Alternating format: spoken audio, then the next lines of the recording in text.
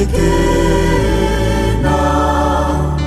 aminy fankasitrahana rehetra izao teny izao tonga tety amboniny tany Kristy Jesosy amotiny mpanota any aminy reny izao aminy reny izao loloany kanefizao nonanidrana fotaniko kanefizao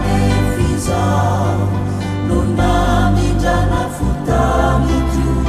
teny mahesehoany Jesosy Kristy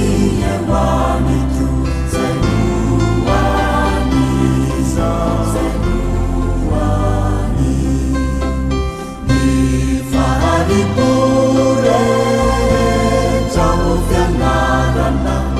hoany zakino azy ahazo ana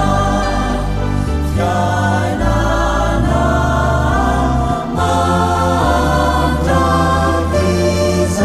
mandravizay